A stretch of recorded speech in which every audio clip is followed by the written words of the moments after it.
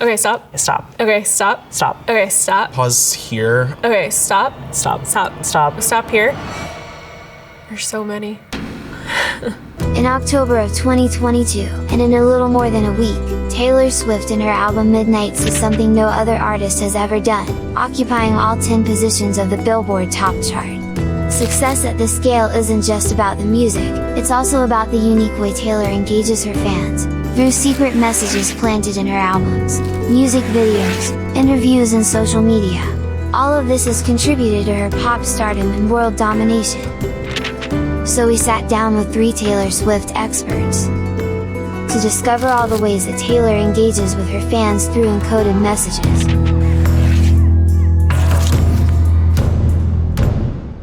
One of the ways fans have identified how Taylor engages with them is through hidden messages. Taylor Swift's a mastermind because everything she does, she thinks about it at least 10 steps ahead with her fans in terms of having that connection with secret clues, Easter eggs, hidden messages in her music. Also when it comes out into her lyrics of her songs and the meanings behind those songs. I think she was really inspired by the Beatles. You play a vinyl backwards and it has a hidden message in it.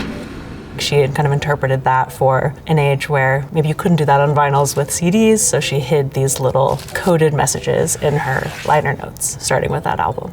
Going through the album booklets and seeing how in the lyrics there would be capitalized letters and you would get the album and try to decode like what could that secret message be. My favorite encoded message is from the Red album, the hidden message Maple Lattes within All Too Well. It kind of goes back to show that like it's inside look into her diary, which is a connection between her and her fans. And there was that tabloid and that paparazzi photos coming out of her from Central Park. Fans will know, refers to a certain ex of hers. Holding maple lattes. It's those little details that she comes back to. She said it definitely made it so that fans had to look really closely at her lyrics, which you don't ask fans to look extremely closely at your lyrics unless you're really proud of them. She knew it was giving fans like a secret thing to enjoy with her. And I think, especially when you're a teenager, you love having these little secrets. Taylor is a master at knowing when fans are latching onto something that's going to become a really big motif.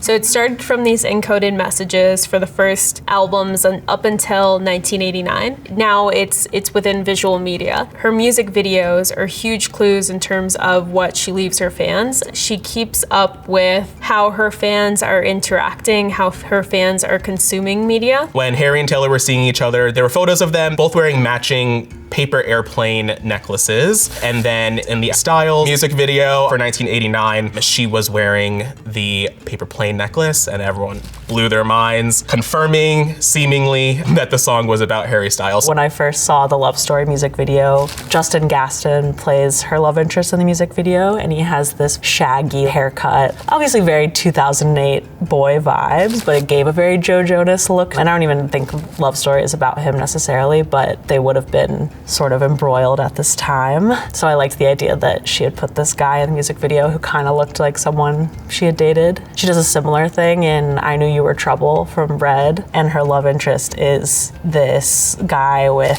he wears like a fedora, he has interesting glasses, he has a lot of tattoos. People think the song is about John Mayer, and this love interest kind of fits that description at the time. When Taylor Swift released the music video for Look What You Made Me Do, fans speculated that there are hundreds of hidden clues throughout. So we put these 3 experts to the test to really decipher. How many hidden clues are there? I think she's kind of jokingly said, there's even more than I know. The limit does not exist, no. I've been preparing for this moment for years.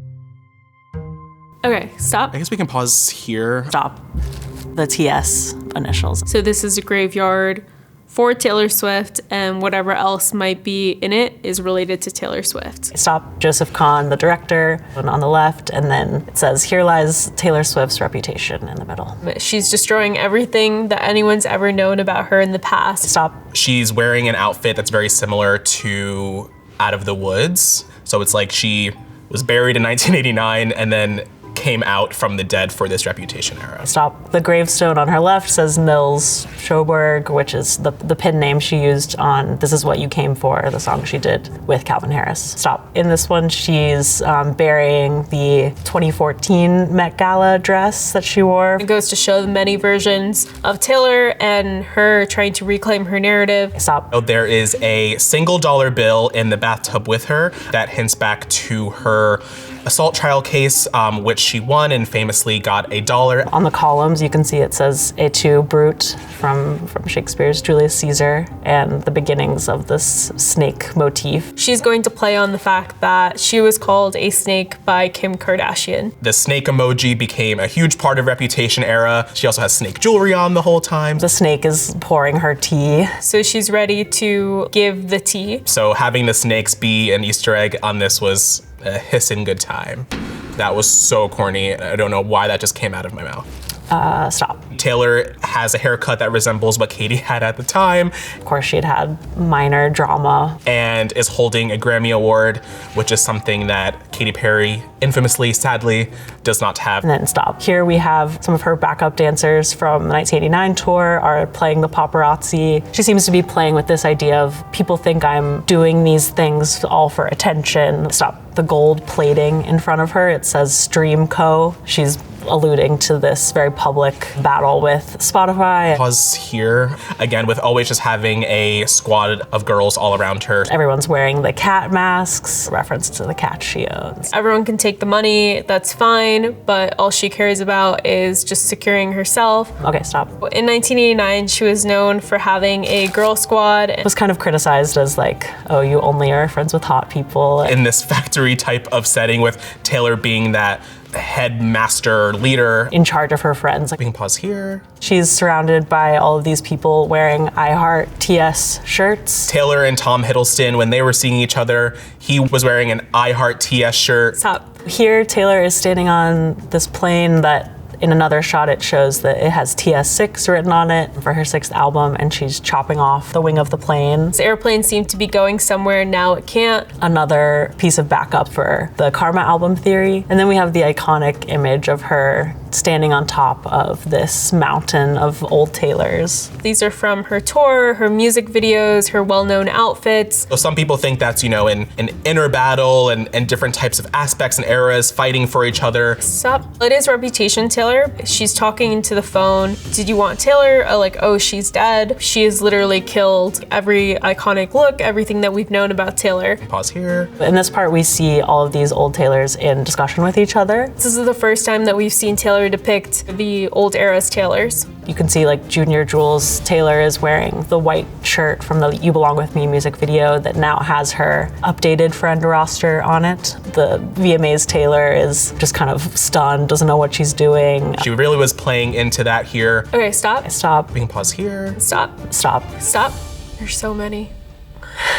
The release of Reputation led to an overarching fan theory, the recording of a secret album. Karma is this album theory that there was supposed to be an album after 1989 because she does have a cycle every 2 years. However, that didn't happen because of the events leading up to Reputation with the Kim and Kanye West incident. Karma was the original concept for what Reputation became. I think that was probably like the original idea. That was gonna be maybe the name of the album or the name of the lead single or something along those lines. On the wall in the Man music video, her alter ego is looking at this wall that has all of her albums on it, and Karma is on there. I like some of the little threads of Karma that exist out there. And I love in the 73 Questions Vogue video, she's asked about life lessons and she says that karma is real.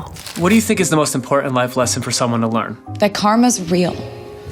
And fans love that, of course. As artists do, as you continue to work on a body of work, things change and evolve. And so I think Karma could have possibly been just what Reputation ended up becoming. And I think we will hear maybe some of these scrapped Karma songs once we get Taylor's version of Reputation, hopefully soon. Fans love Taylor Swift because of the way she communicates with them, through her clues and music.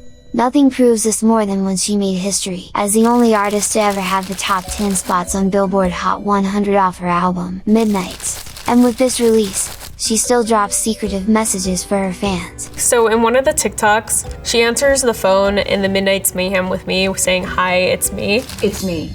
Hi. It was pretty funny because then that ended up being the first single, Anti-Hero, from the Midnight's album. It's me.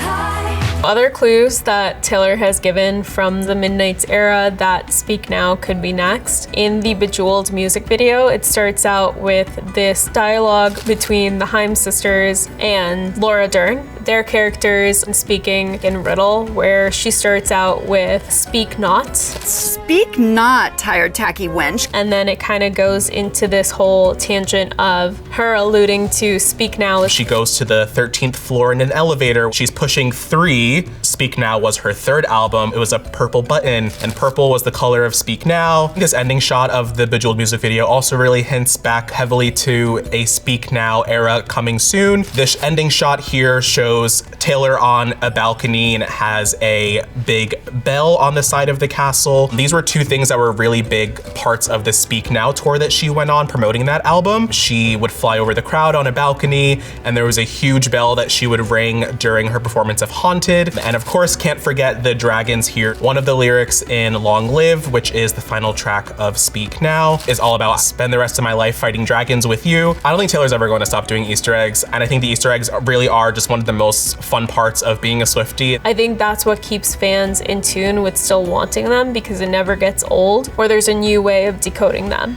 where it's not just an Easter egg in a music video. I think it almost doesn't matter if she stops doing Easter eggs. Fans are not going to stop speculating.